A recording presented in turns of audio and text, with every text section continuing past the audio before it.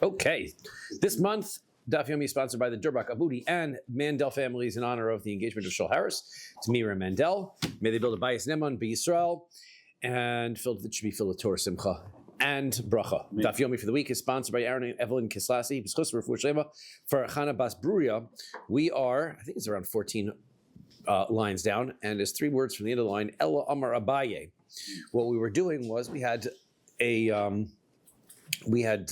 two Mishnayos, one Mishnah that seemed to imply that you had to service Avodah Zarah in order to be violating it, the prohibition, and get skill. And the other Mishnah that we are going to see later on talks about just talking about and saying that you're going to serve the Avodah Zarah. So what is it? Is it just simply speaking, or do you actually have to do it? So El Amar Abai, so Abai, we had several different interpretations of how to explain the two Mishnayos.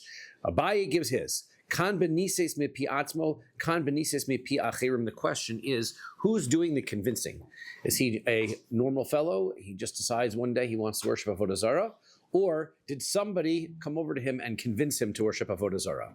Me pi atzmo, if he did it himself, so the mimlach. Then the fact that he decides he's going to worship Avodah Zarah doesn't mean anything, because he'll change his mind back. He'll realize he's just doing the wrong thing. He's got a momentary Yetzer Hara, and that'll go away. Mipi acherim, but if other people are convincing to do it, so then Gorer Basraihu, he's going to be convinced and he'll go after and follow what the other people are doing. The peer pressure will be too much.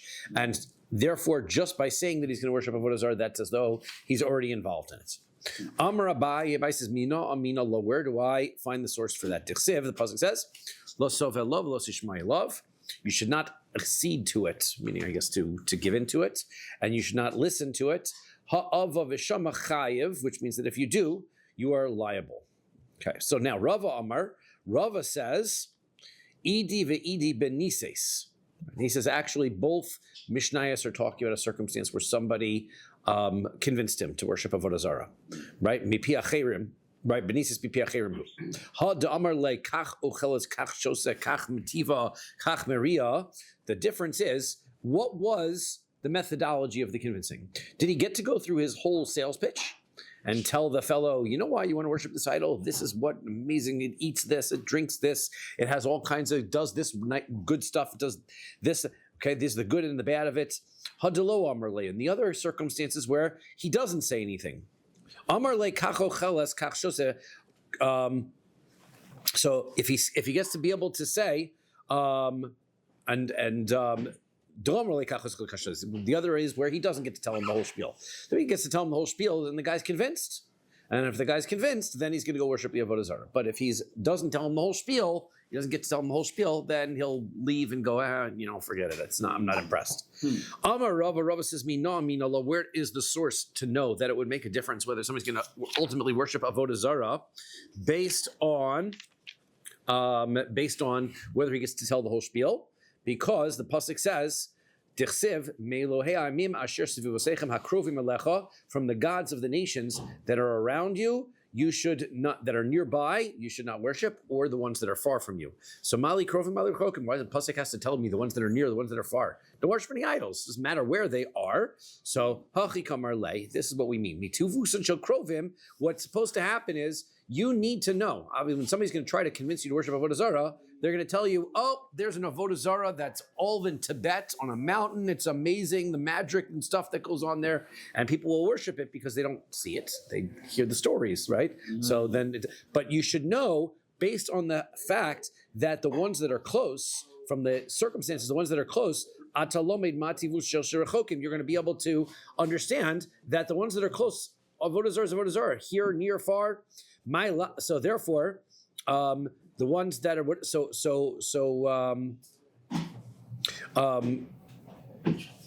my love, so what's happened in the circumstances, the ones that's far away, he was more convincing. He told him, this is the whole story about this Avodah Zarah. What you have to do as a Jewish person is say, look, I know what the Avodah Zarah that's next door is, and it doesn't do anything. So therefore, probably the one that you're talking about, which is far away, also doesn't do anything. That's the point. Shema Mino. But you see that the sales pitch makes a difference, right? He was able to get away with telling him all kinds of stories about this amazing idol. That makes a difference. Okay, Rav Ashi has another explanation in how to make it so the two Mishnayos don't contradict. Amar Seifa B'Yisrael Mumar. He says that the next case is talking of this, the case where you have to actually worship it. That's talking about a regular Jew, right? He hasn't worshipped Avodah Zarah before. This is the first time. He can't be chayiv until he actually does it. But the case where he just has to speak is a Jew who has already done this avera before. Once he says he's going to do it again, so he's already used to it, he's doing it again. Ravina Amar, Lozu Avzuktan. Ravina says, here's how our Mishnah works. Our Mishnah is what's called a Lozu Avzuk, meaning we start off with worshipping Avodah Zarah. So if you're going to worship Avodah Zarah, then for sure you're going to get the punishments. Then we go on and say, and not only that, but even more so, if all you do is speak that you're going to do it, that also gives you a punishment as well. That's not atypical of Mishnah strategy, right? Mishnah strategy sometimes will start off with a more a more simple case and then go to the more extreme case and say, not only is this the case, but even in that case where you would think you might be innocent, that is also a circumstance where you are liable as well. So that concludes the section dealing with those two Mishnayos. Itmar, it has been said, what happens if one worships Avodah Zarah? Up until this point, we're talking about somebody worships. He wants to worship the Avodah Zarah. What if he does the Avodah Zarah, but he does it because he loves or fears? Rashi explains. We'll go according to Rashi's explanation. What he has somebody that he likes, and he wants to impress that person. He loves that person. So therefore, he decides he's going to worship the Avodah Zarah because that is what that other person likes. What about if he is scared for his bodily harm, or that he's going to get killed or something, and he worships the Avodah Zarah? Now, the halacha is that when it comes to Avodah Zarah, it's Yarig Val Yavor. You're supposed to die before doing it. But he didn't, right? He didn't give up his life. Now the question is, now that he's worshipped Avodah Zarah, is he chayav misa? He didn't do it because he wanted to. He did it out of fear. Okay.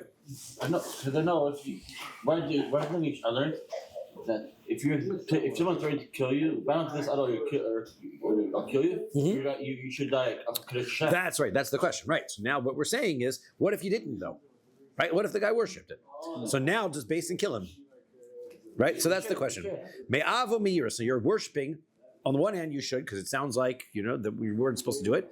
But on the other hand, you didn't worship idols, right? You weren't as bad as somebody who actually worshipped idols. So what's the halacha? Abaye amar chayav. Abaye says you are liable. You are chayav. Right? You get misa just like Yehuda says. And Rava amar pater. Rava says no, you are exempt. Okay, so let's see why. Abaye amar chayav daha palcha. Abaye says, look, you did worship the Avodah Zarah. You did it. And Rava Amar Potter I Kablei Alei Be'aloha in Ilolo. Rava says it makes a difference what your intention was. If you accepted the idol as your god, then that's when you get misa. But if you didn't intend to do it because it was your god, you were doing it for alternative purposes, then you're not chayav. Okay. So now Siman Eved Ishtachaveh L'Mashiach. So now we're going to have cases that talk about an Eved bowing down and Mashiach and anointment. Amar Abaye. Abaye says, Mina Amina Allah. What is my source for this idea that if you worship Avodah Zarah for an alternate reason that you are liable? Titnan, we learned in a Mishnah. Ha'oved avodas kachavim. Our Mishnah says, one who worships Avodah Zarah, Echad ha'oved, then it continues on whether he does the service or he bows down, or he sacrifices, he pours pours the wine. So my love, Echad ha'oved me'ava u'me'ira. What is the purpose of that first phrase? One who worships Avodah Zarah, and then it goes into the list. He sacrifices like an animal, he burns incense. Those are all the services. So what does it mean in the first place when it says if he serves the Avodah Zarah? That must mean that he served it not because he wanted to service the idol, but because it was a case of fear or love, and that proves Abaye's point. How can you fear and love an idol? Not at the same time, right? You're loving. Rashi's loving the person who's worshiping the idol, or fearing a person who's worshiping the idol. That's what we're talking about. V'Rava Amar Lach, Rava will say to you, Lo Kidimitar's Rabbi Yirmiyah. No, we already answered that. According to Rabbi Yirmiyah, he explained that when one worships an idol, not the normal way that that idol is worshipped, but shows it respect, so then that is going to cause you to be liable. And then we have other circumstances where one worships the idol, where he sacrifices and does other things to it. If kisses or hugs the idol, then he's not. So we say, right, he's not chayv by kissing and hugging, right? But we said if he serves the idol in the normal way that it is served, and then we had ways that it is not normally served, if it is circumstances of bringing a sacrifice, burning incense, those ones that they were liable. Okay, so that didn't prove anything. Amar Abaye, Abaye says, I will tell you where my source is. Titania, we're in a brisa. Lo tishtachaveh lahem. You're not allowed to bow down to them. Lahem iya tamishtachaveh, aval tamishtachaveh le'odom kamoscha. Right, it says you're not allowed to bow down to idols, but if the avodah zarah is a human being, then that's not the issue of avodah zarah. What's the difference if you're bowing down to a human being? Which, if you're worshiping him like a god, avodah zarah, what's the difference there? I guess because people recognize that this is a human being, not a god. Now we're going to talk about this in a second, right? So now, so Yacho afilu nevad kehaman, right? You might think, okay, a human being. It says that the people understand he's a human being, he's not a god, so therefore you bow down to him. It doesn't have meaning. What if the person is somebody who was considered themselves like a god, walked around and said, I'm God? Who did that? Haman did that, the Purim story, right? So Haman was telling everybody, bow down to me because I'm a god. So therefore, what about that? Can you bow down to Haman? So Talmud Lomar, the pasuk says, lo sa'avdein. In that circumstance, the pasuk says that you can't serve. Right? If the human being is saying, I am a god, then bowing down to that human being would be a problem. Now, the question goes like this. V'ha, Haman me'ira hava nevad. Why were people bowing down to Haman? They weren't bowing down to Haman because they worshipped him. They were bowing down to Haman because they were scared, because the king said, you got to listen to Haman. So therefore, this shows that despite the fact that Haman was a god, they were bowing down because he was scared. They would have been liable and was prohibited to do so. And Mordechai did not do it. Right, that was the point, right? So the answer is, Rava answers, Kehaman velo kehaman. When the Brisa is talking about Haman, there is in some ways it's like Haman, but it's not like Haman as well. Kehaman deihu gufei avodas kochavim. Why was the Mishnah was talking about Haman? The Mishnah was about Haman because he thought of himself as avodah zarah, but velo kehaman, but not quite like Haman. Deilu Haman meira v'hachalav meira, because Haman was in fact a case where everybody was afraid of him. The case in the Mishnah of the Brisa, though, has to be a case where they're not afraid of him, because of course, as Rava said, if they were bowing down because they were afraid of him, they would not be liable. So that doesn't prove anything. Okay? The Amar Abaye. Abaye says, Mina Allah. What's my third attempt source? What's my source to tell me what's going on? Is that we had the question that Abaye, the question that was brought up was, what if somebody worships avodah zarah not because they are interested in the avodah zarah, they are worshiping the avodah zarah because they love the person who worships the avodah zarah, or they fear a person who worships avodah zarah. So they're doing it for non-altruistic purposes, right? They're doing it for alternative, purposes. So the question was, according to Abaye, says that they are liable, and Rava says they're not. Now Abaye is bringing his sources. So Abaye says we are 5 lines up from the bottom. V'amar Abaye. Allah, what's my source? Did Tanya, we learn in Brisa. Kohen Mashiach ba'avodas kochavim. So we have when a person does an avera, right? He has to bring a korban b'shogeg. He does an avera b'shogeg. He brings a korban chatos. The Torah tells us that not every person brings the same korban chatos. If the entire community does an avera, for example, because Beis Din told them it was permissible, so then the Beis Din is going to bring a korban, but their sin offering is a bull. Right. Similarly, we have a korban for a nasi that's like that. A Kohen Gadol, a Kohen Mashiach, also has a korban, which is also a bull for bringing. Now, it has to be a circumstance where he, like the circumstance of the Beis Din, he doesn't just do an avera b'shogeg. He thinks about it, contemplates, and makes a psak halacha, and he thinks this is mutter, and he follows the halacha thinking that it's mutter. Okay. Now that he's decided that it's mutter, then he goes through the avera. Now he brings a bull. If he does a regular avera b'shogeg, he wakes up one morning, forgets it's Shabbos, and does an avera. He brings no korban chatas. He's not any korban chatas. It has to be with that he tells himself first. He learns and thinks that, and he gets the halacha wrong. Okay. Now that's by all averos. When it comes to avodah zarah, the Torah tells us that everybody brings a goat offering. Right, the Kohen Gadol brings a goat offering. A regular person brings a goat offering. They bring a goat offering. It's the same offering. So now, here's where the question is. Kohen Mashiach b'avodos kachavim. Let's say I have a Kohen Gadol, Kohen Mashiach, who he had the anointed oil, and he worships avodah zarah. Rabbi Omer b'shigigas ma'isa v'chachamim omrim behelem dover. The question is like this: now that he's got the same korban as everybody else, a goat, right? Used by korban chatas, normally it's a female goat, but by avodah zarah, if anybody who worships avodah zarah b'shogeg, they bring a male goat. But if a Kohen does avodah zarah, does he lose his kahuna? No, still a Kohen, right? What's his punishment for that? Like everybody else, right? Except now the difference here is that he's b'shogeg, he has a korban difference. But actually his korban is the same. Now here's where the question mark is. Now that the Kohen has the same korban as everybody else, are his rules of shogeg the same as everybody else's? Meaning, just as if everybody else forgot that didn't know this avodah zarah was aser, and he does it, so then he has to bring a korban chat. He has to bring his korban chatos, which is a goat. So what happens if a Kohen Gadol does it? Now he's got the same korban. Do we say that now he's like everybody else? He's got the same korban as everybody else. So now if he does a regular avera b'shogeg, he brings a goat, or do we say, even though he has the same korban, he has the regular rules of the Kohen Gadol? He has to investigate, rule in favor, and saying this is permissible, and then do it before he brings a korban Kohen chatas. Gadol does it. Is he allowed to go into Kedoshim, Yom Kippur, or whatever? If he does tshuva, right? He's got to do tshuva. He's got to bring his korban, and he does tshuva, right? Otherwise, he's in a lot of trouble when he gets to the Kodesh Kedoshim, right? That's going to be a bad day. So, Rebbe says, B'shigas Maisa, he's going to bring a korban just like everybody else.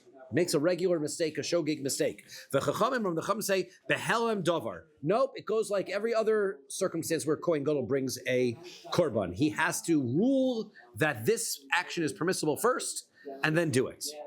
Vishavin, they now agree, Shebes'ira ki yachid, that when it comes to Vishavin she'ein mevi asham toli, they're going to agree that they bring the same korban, right? The seir is going to be the same korban, and they're also going to agree that the Kohen Gadol does not bring an asham tolui.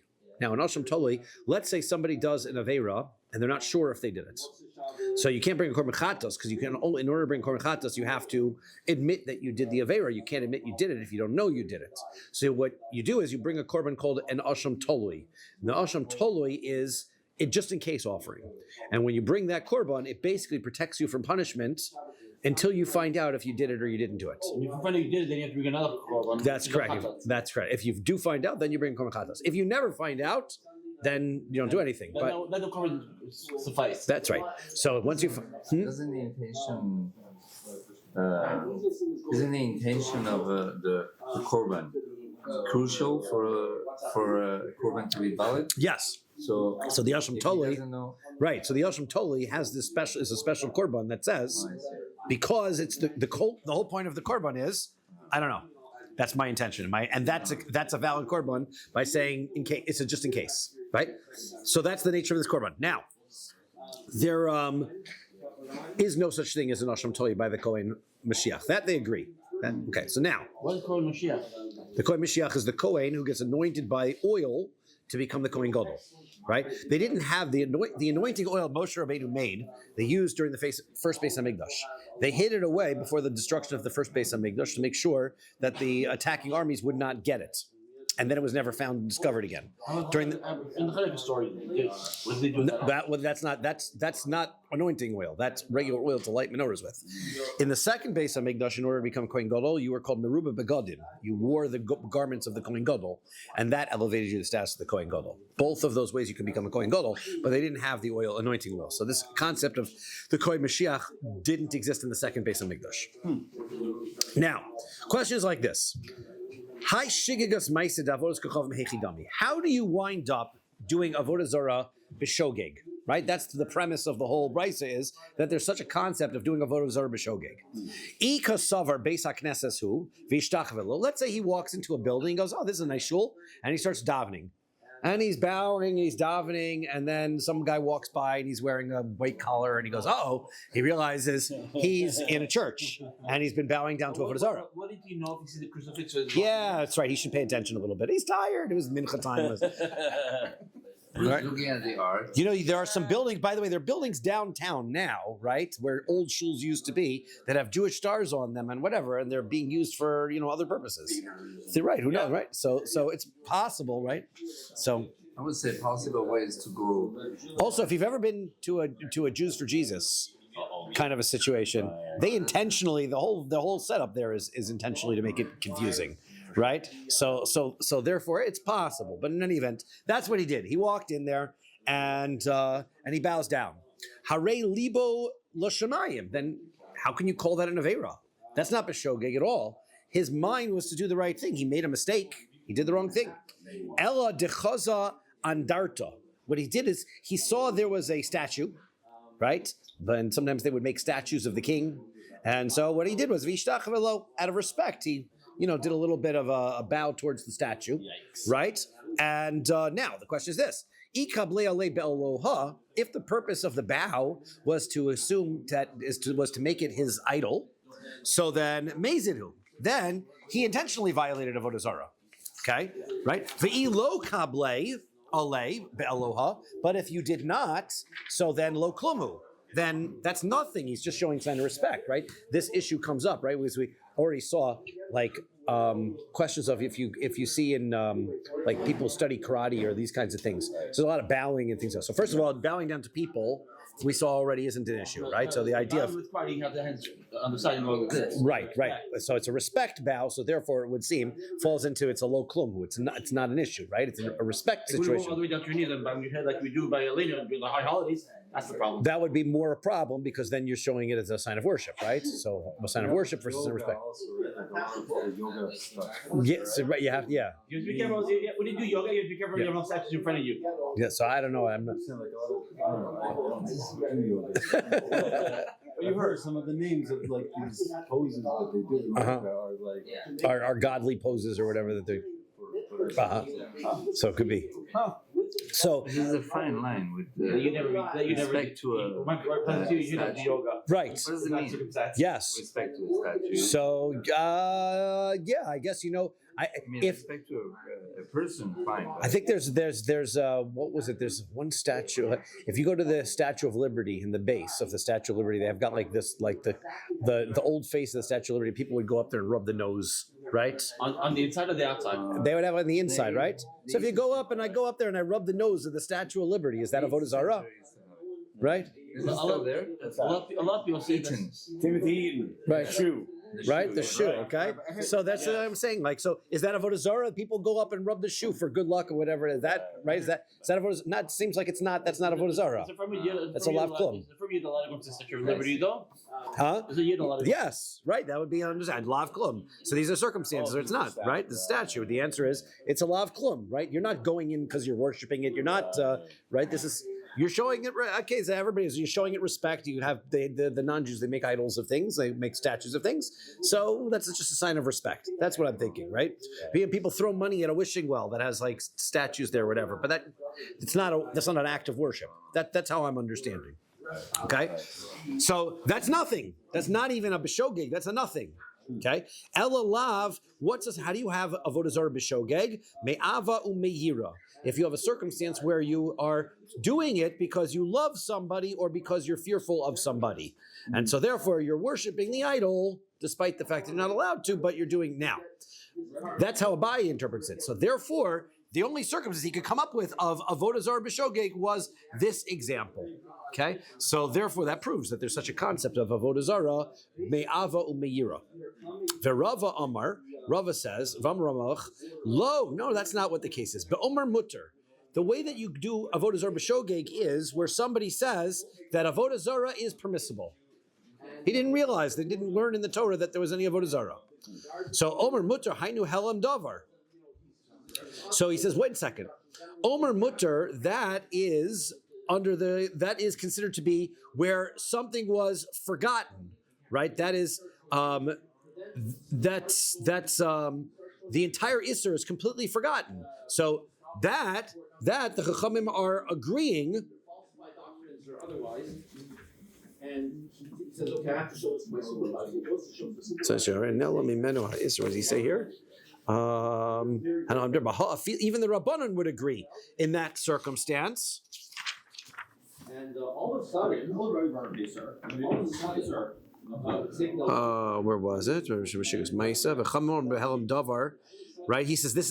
Right? We said that Rebbe says that you need to. The Chachamim say that you need to have a Kohen has to think to himself: is this thing mutter or usher? And he has to rule that something is permissible. If he forgot completely that there was anything to do with the Avodah Zarah, even though that's the same. That's the concept of the Chachamim said that even the Chachamim agreed that would be the case where he would be that he would be liable for a korban. So you can't have this case as the distinguishing case between Rebbe's opinion where you're a violation of bringing a korban, and the Chachamim say no, you're not in violation. So rather, no, but we have to clarify that because that's not how Helam Davar is defined in Maseches Horios. He says, "Be'omer mutter legamri Helam Davar." If the Kohen says this is 100% mutter, that is a Helam Davar. You're right. That's the forgetting about the whole story, and the Kohen Gadol will be obligated. But Kiyom Miktas Ubitol Miktas. I'm sorry. That's one second. I read that wrong. Be'omer mutter. Omer mutter hainu Helam Davar. Be'omer mutter legamri. That's what we say. Be'omer mutter legamri. This is a circumstance where the person says all of Avodah Zarah is mutter. Helam Davar, in order for something to be Helam Davar, that the Kohen Gadol is liable to bring the korban is Kiyom Miktas Ubitol Miktas. That's when he is mistaken on a fine detail. As we said, the Kohen has to investigate and learn and decide this issue is not really Avodah Zarah. But he's mistaken, so therefore he has to bring a korban. Not if he forgets the entire thing that there doesn't realize that he never learned Avodah Zarah was usher in the first place. That is b'shogeg. That is the case of shogeg. We'll learn more about that within the next couple of years. So we're going to learn a lot more about it now, even, right? But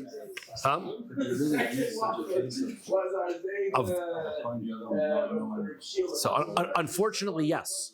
We think of the Kohanim Gedolim as very wise and great people, but during the second Beis Hamikdash, they were actually many times tzukim, and oftentimes it was the common practice during the second Beis Hamikdash was for the Kohanim Gedolim to buy their way into service. Right? It was widely done that there was a new Kohen Gadol every year. And also somebody that would be interested in being they were it seems like they were the least learned and least right, not very good people. But nevertheless, this is a hypothetical. It also happens to be a hypothetical, right? It happens to be that this is hypothetical. We're just trying to figure out what is the circumstance of shogeg that Rebbe is arguing with the Chachamim on. Right, so we have a case of shogeg. He forgot all about Avodah Zarah, right? Whereas if he remembered all about Avodah Zarah, but he thought that this was mutter, but it's really usher, that's Helam Davar. That's where the Chachamim say that the korban applies. Okay, fine. Let's see some more. Tani Rebbe Zakkai Kamei de Rebbe Yochanan. Rebbe Zakkai taught the following in front of Rebbe Yochanan: Ziveach v'kita v'nisach v'hishtachaveh. Brisa says, let's say this person does all these things. He slaughters an animal, he burns incense, he pours the wine, and he bows down. Behelam achad. And it was all in one situation of forgetting. What does that mean? That means that he forgot that Avodah Zarah was prohibited, and he did all of these things to this Avodah Zarah. How can you forget that? That's a great question, right? But it's a theoretical question. That we always ask in the Gemara. Theoretical. It's possible that he didn't realize that this thing was an idol. Right, or he was. If it's made of clay or stone, how can you not know? Or he was a Baal Tshuva and he never learned it. Right, it's possible he never knew. You can tell. You can tell. See when it was an idol. Whether it's clay, stone. Yeah, but who says that idols are prohibited? If I never knew anything, I'm just learning to be Jewish or whatever, and I didn't know, and then somebody says, "Hey, you're not allowed to do that." He goes, "Really? I didn't know." And here I did all of these things. Who says the guy read the Ten Commandments? This is a bad guy. Okay, so now Eno chayev ela achas. Since it's all what we call behelim achas, meaning one time that he wasn't aware of the avera, even though he did multiple parts of the avera, did it many times, he's only liable one time. Okay, Amar le. So Rabbi Yochanan heard this brisa. He heard Rabbi Zakkai quote this brisa, and he said, "Pok tani lebra, get this brisa out of my base medrash. Brisa is mistaken; it's wrong." Okay. Now we're going to see that we're going to have two versions of this. What happened? But essentially, it's going to be Rabbi Zakkai telling over some kind of a brisa, and Rabbi Yochanan does not like it. And now we're going to try to figure out what was it that Rabbi Yochanan did not like about this brisa. Amar Rabbi Abba. So Rabbi Abba says, "Hod Amar Rabbi Zakkai machlokas Rabbi Yossi Rabbi Nasan." I don't understand why Rabbi Yochanan has such a problem with Rabbi Zakkai's brisa. After all, okay, it's not a universal opinion that Rabbi Zakkai is quoting, but it is a machlokas. There's a machlokas tanaim on this issue, and this brisa goes according to one of the sides of the argument. So why does he have such a big problem with this brisa? Did Tanya learn a brisa? Havara lelav yotza. We know there are 39 melachos on Shabbos, right? Torah tells us that when we build the Asuli Mikdash, right? And then it says right afterwards that you're supposed to keep Shabbos, right? You're supposed to do make a Mishkan, and then you're supposed to keep Shabbos. Any of the melachos that were done in the Mishkan cannot do in Shabbos, 39 melachos, okay? Then later on, it tells us that on Shabbos, you're not allowed to burn a fire in your house. So the question is, why do we have to know that? Burning a fire is already one of the 39 malachos. So why is it listed separately? Why did your house catches fire without you doing anything? Then you're not chayav for burning your house down. And you're not allowed to put it out. Not allowed to burn it out, yes. So now, Havara Lilav Yotza, the point is, according to Rabbi Nosson, did we learn in Brisa that the reason why Havara is singled out is that the burning of lighting a fire is unlike the other malachos. All of the other malachos, you are chayav you're chayav skila, and if you do havara, according to this opinion, you're only a losa. Say you get malchus. Havara, burning, right? So you only get malchus. Incidentally, why is that? Why would burning be a lesser penalty than everything else? Fire wasn't created till Motzei Shabbos, so all of the creations, all of the malachos that Hashem had to do in order to create the world, included all of the creative practices, not havara, right? That burning, which is one of the 39 malachos, was not one that Hashem used to create the world. Fire wasn't created until Motzei Shabbos for Havdalah. So therefore, that could be why it is of lesser significance for Shabbos. Okay, now, Divrei Rabbi Yossi. That's what Rabbi Yossi is. For Rabbi Nosson says, Lecholik Yotza. That's not why it's listed separately. It's listed separately to tell me that every single malacha is its own separate action. Remember that we had circumstances where we learned multiple averos from one pasuk. So if you did those multiple averos, since they're the same pasuk, it's really the same avera. Not so with Shabbos. Despite the fact that we learn all 39 malachos from one place, each malacha is its own separate avera. And how do we know that? Because singled out is one of the malachos to tell me this malacha is separate from all the others, just as this one is separate, so are all of them. So if you forget it's Shabbos and you do several malachos, you're going to be liable for each and every one of the malachos that you did. Okay, so now, Laman Damar Havara Lilav Yotza. So now, according to the one who says that the whole point is to tell me that it's a separate lo saseh, so hishtach hava nami lilav yotza. So if you remember from a couple of days ago, that there was a group we learned that there was a prohibition of serving idols, and we had the word zoveach in that pasuk in order to tell me any of the services that are done in the Beis Hamikdash, if you do those for an idol, you are going to be liable. So that included slaughtering, it included burning, it included pouring wine. So all of those are going to be included. Then came another pasuk separately and said you also can't bow down. And we're saying now that why is that action listed separately? And the reason is that's listed separately for the same reason why burning on Shabbos is listed separately, in order to tell me that punishment, the punishment for bowing down, isn't the same as the punishment for the other averos. It's a regular lo saseh. Now, that's according to that opinion. Laman damar havara lechalik yatza. According to the other opinion, the whole reason why Havara is written separately is in order to tell me that each and every malacha on Shabbos is its own avera.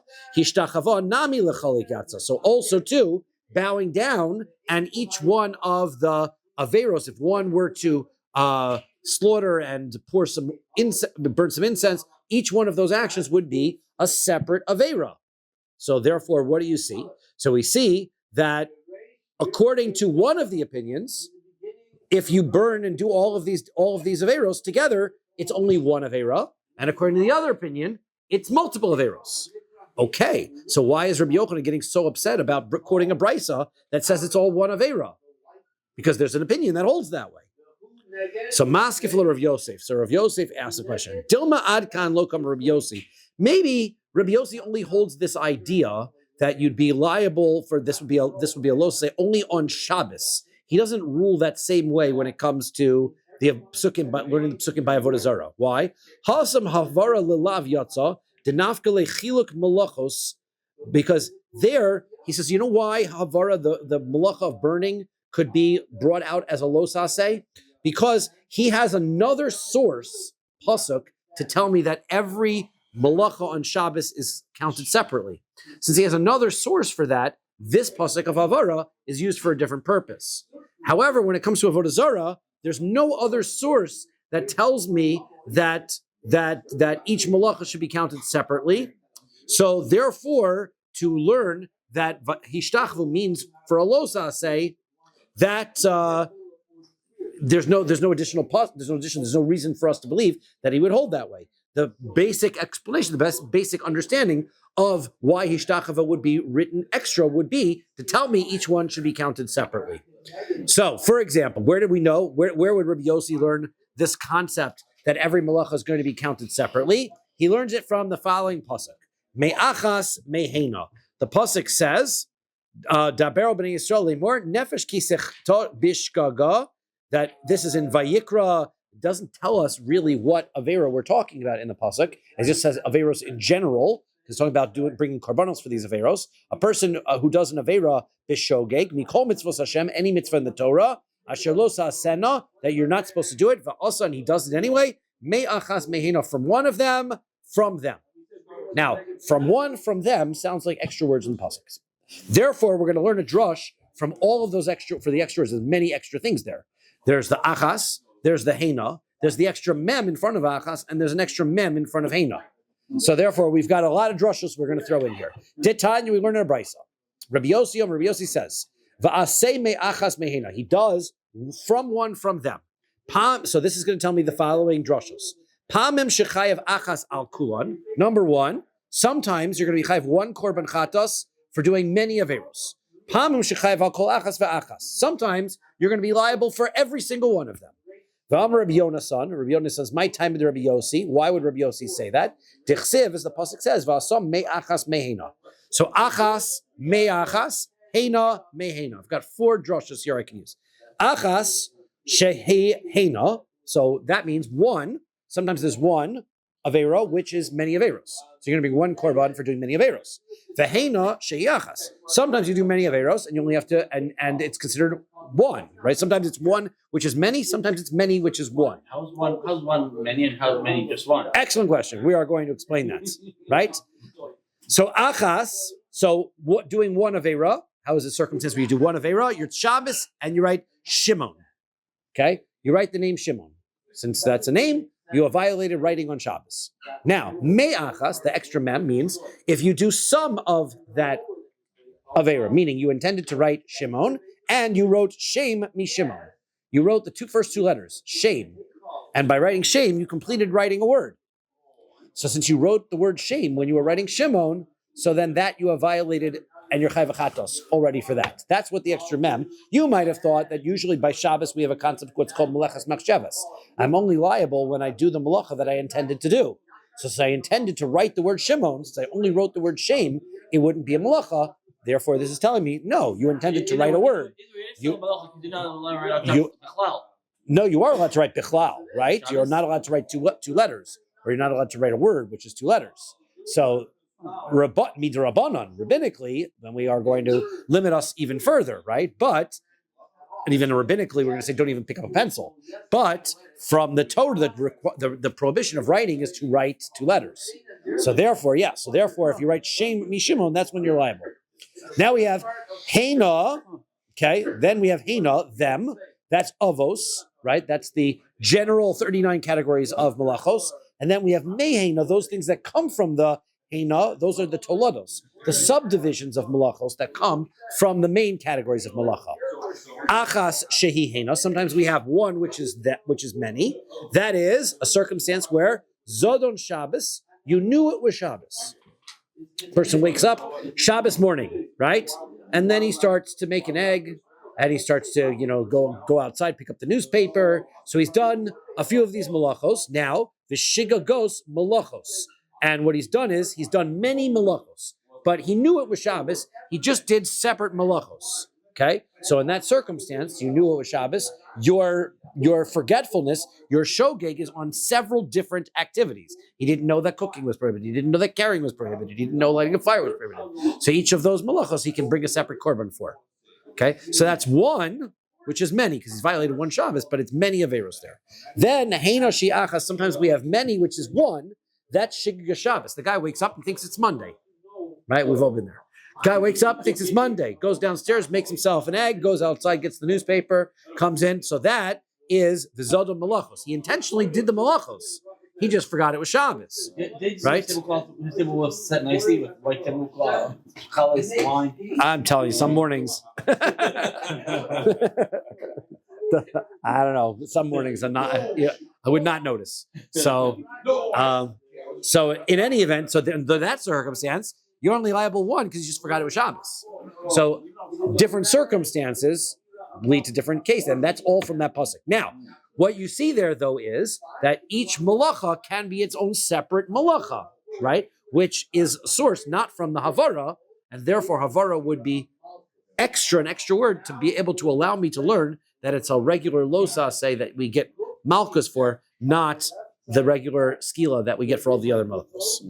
So hacha de lo nafka le chiluk malachos miduch achrisi. But when we come to avodah zarah, that we have no other location to tell us that there's a reason to separate each of the different malachos. De kule alma hishtachava lecholik yotza. Everyone agrees that the reason why hishtachava is written separately from the other prohibited activities with regards to avodah zarah is to tell me that just as this one is distinct and separate, so to all of the malachos, so to all of the avodos, the services of avodah zarah are separate averos, and if you do all of them, you're liable for each and every one. Chiluk malachos to avodos kechavim. So therefore, that's why Rabbi Yochanan did not like the brisa.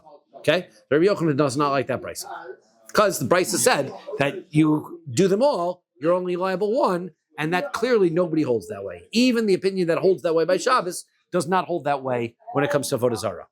But one second, why not? Remember the pasuk that we used in order to show us that Shabbos, that sometimes we have malachos that are extra for Shabbos, wasn't really a pasuk dealing with Shabbos at all.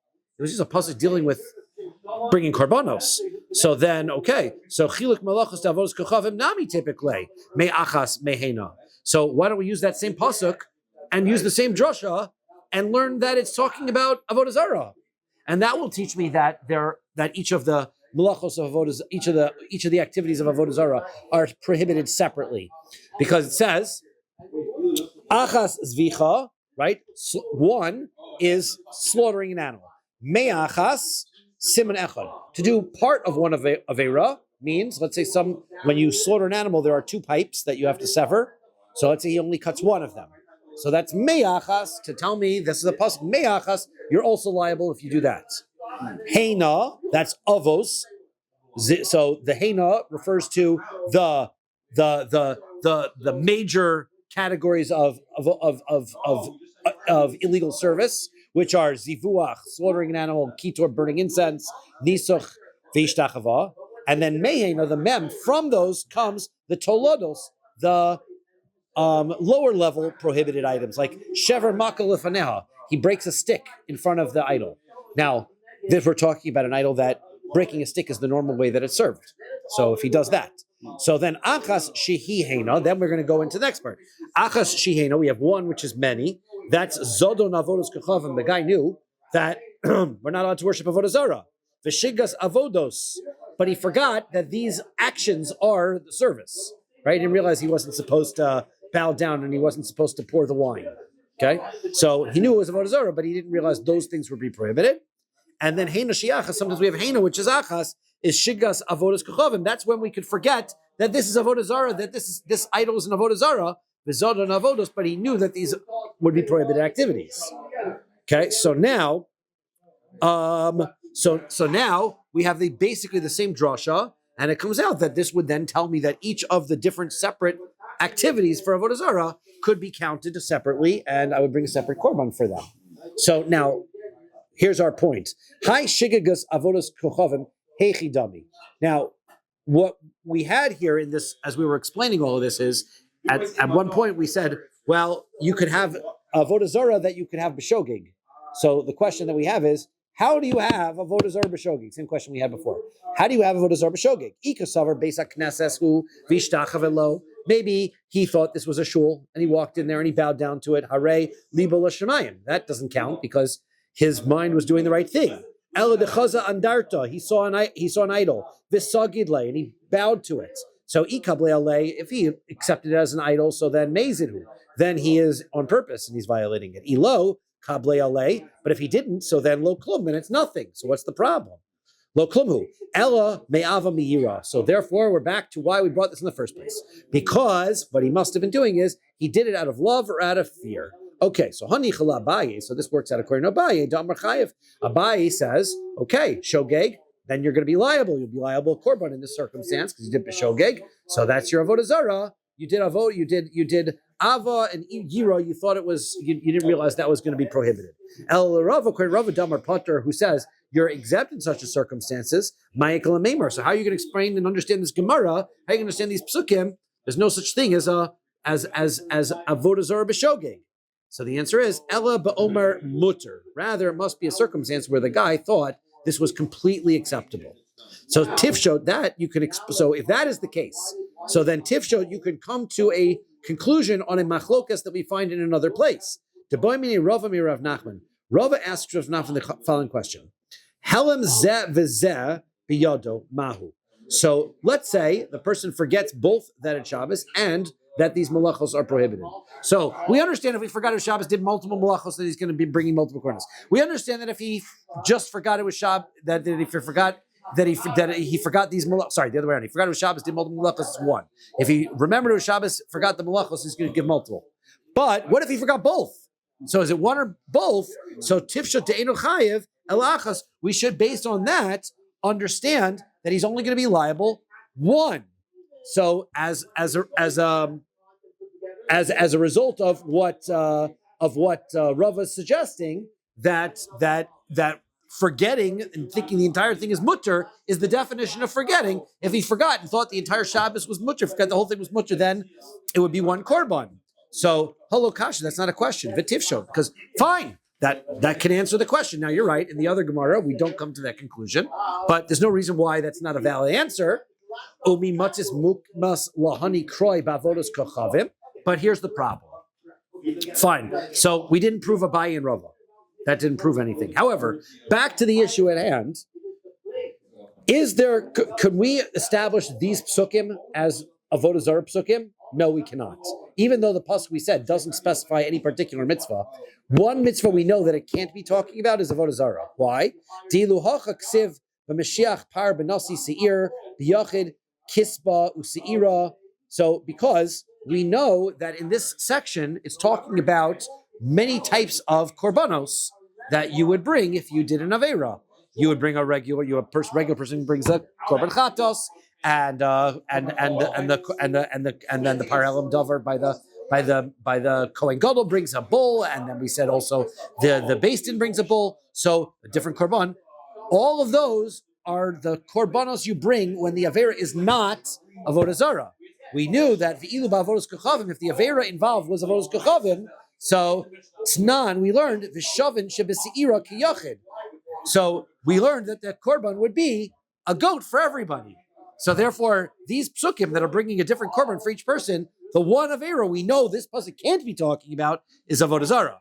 So therefore, V'tulo Midi, there's nothing more to say on that matter. We've answered up the Abaye Rava issue. We understand why Rabbi Yochanan did not like the brisa that Rabbi Zakkai brought in, and we're good. Okay. Kiaz Rav Shmuel Bar Yehuda. Rav Shmuel Bar Yehuda came along. He said, Amar Hachi Tana Kameh. He says, no, you got the brisa that Rabbi Yochanan was upset about. You got it wrong. Different brisa. He says, Chomer b'Shabbos mishar mitzvos. He says, I'll show you that Shabbos is more strict. We are on Samach Beis, Amud Beis. The stringency by Shabbos is in some ways more stringent than other mitzvos. Chomer b'Shar mitzvos b'Shabbos. There's some ways that other mitzvos are more stringent than Shabbos. Chomer b'Shabbos Shabbos also shtayim behelem echad chayev al kol achas v'achas. Shabbos can be more strict because if you do two malachos with one forgetting, right? You forget it's Shabbos, you do multiple malachos, so that you're going to be liable for each and every one. One mitzvah is bigger than Shabbos. We're going to get there. So Mash Enkein b'Shar mitzvos, which is not the case by other mitzvos. But Chomer b'Shar mitzvos, you know what is more stringent by other mitzvos than Shabbos b'Shar mitzvos? Shagog b'lo miskavein chayev. In other malachos, it's not that it's greater than Shabbos, but it has a stringency. If somebody does a shogeg and does an avera that he didn't intend to do, so then he's still bringing a korban chatos. Masha'ein came b'Shabbos, which is not the case by Shabbos. We have the concept of something called misasek. Misasek is when you intend to do one thing and you accidentally do a malacha that you were not intending to do. On Shabbos, that is not considered a malacha at all. Misasek is not a malacha at all. We can see, for example, right? So we'll see an example in a second. So Amar Mar. So we said Mar said Chomer b'Shabbos. Shabbos also shtayim. So let's say in Shabbos we said he does two malachos. What's the case there? Hechi dami. What's the circumstances? Ilema da'avad kitzira utechina. Let's say the guy harvested and then he ground up the grain. Okay, on Shabbos. De kavase gabi shar mitzvos. What would be similar in other mitzvos? Da'achol chelev v'dam. He ate forbidden fats and then he ate some blood. Both are prohibited foods. So hacha tarti mechayev, hacha tarti mechayev. In both cases, you'd be liable twice. So there's no distinction. Ella, rather, gabi shar mitzvos de'eno chayev, ella achas hechidami. What would be a circumstance where in other mitzvos you would be liable for only one? Dacha chelev v'chelev. Let's say you ate two pieces of chelev. So dekavase gabi Shabbos, what would be the parallel by Shabbos? Dava ksira ksira. He harvested and he harvested again. So there's still no distinction between Shabbos and any place else. He's going to be liable for one. That is why Rabbi Yochanan said to him, Pok Tani Lebra, get out of here. Right? He didn't like the answer. He didn't like the brisa. 1 second though. My kusha, what's the problem with the brisa? Dilma liolam emalach da'avad ktsir tchina. No, maybe I've got an explanation for the brisa. It's not a bad brisa. What if the malachas that he did two malachos, he harvested and then he ground up. Masha ein came b'shar mitzvos. So what's the other mitzvahs that we're talking about? Also, avodos kachavim. We're talking about not every mitzvah, but avodos kachavim. Kid Rabbi Yami, like Rabbi Yami said. Damar Rabbi Yami says, Zivach v'kiter v'nisach be'elam echad. Let's say he forgets the avodah zarah. He does again. This we're going to be be'elam echad. We're going to try to figure out what's b'shogi again, right? So he says he slaughters, he burns incense, and he pours the wine all in one forgetfulness. Eino chayev ela achas. He's only going to be liable for one. So therefore, that's our case. Shabbos, he does multiple. He's going to get two. And for avodah zarah, he's only going to be liable for one. So lo mituk mole bavodas kam. The answer is you cannot learn this. This mission is talking about. This Bryce is talking about idol worship. Diktani seifa, because the end says not like that. Chomer b'shar mitzvos. You know what? More other mitzvos are more stringent. B'shar mitzvos shagog below meskavein chayev. If you do shogeg that you didn't intend to do, then you are chayev for a korban anyway. But shogeg below meskavein bavodas kachavim hechidami. How could you have a circumstance where you're shogeg unintentionally by avodah zarah? Now, Ida kasavar beis haknesses. Here we go again. If you walked into a shul, vishtachave, and he bowed down low, arei libo l'shamayim. That's not a circumstance because mine was in the right place. Ela dechaza andarta. He saw the statue. Visagidle, and he bowed to it. So ikable alei belo, if he took it on as an idol, so then mezidhu, he's doing it on purpose. V'ilo kable alei lo klum. So if he didn't accept it upon it, then it's not worth anything. Ella me'ava me'ira, we must be talking about a case of love and fear. So that's fine according to Bai Damar Chayev, who says that you'd be liable in those circumstances. El Rava Damar Potter, but according to Rava, who says you would be liable in that circumstance. Michael, maybe how you can explain it. So rather, Ella be'omer mutter, we're in a case where he said this avodah zarah was permitted. Masha ein came b'Shabbos, which is not the case by Shabbos, right? Because in Shabbos, de potter legamri. So in Shabbos, you would be completely exempt. For example, if I thought I had a flower, and the flower is my decoration I was giving my wife, and it was not muktzah because I set aside ready for this for Shabbos, whatever, and I drop it on the floor, I go bend down to pick it up, and there's another flower next to it, and it is attached to the ground, and I pick it up, and I pluck it out of the ground. So that's misasek. I am not intending to do the malacha at all. Under that circumstance, I'm not even chayav for a korban. It's a misasek. There's no korban there at all. For example, when you're running in grass, you said you're not to rip the grass. Yeah, so you have to be careful in those circumstances. We don't have what's called sik reisha. That's all other stories about malachos and Shabbos. Now, ad kan lo boimine rava me Rav Nachman helam zeh v'zeh ela ilich yuve chada ilich yuve tarti. So 1 second though. When Rava asked the question, he says, right?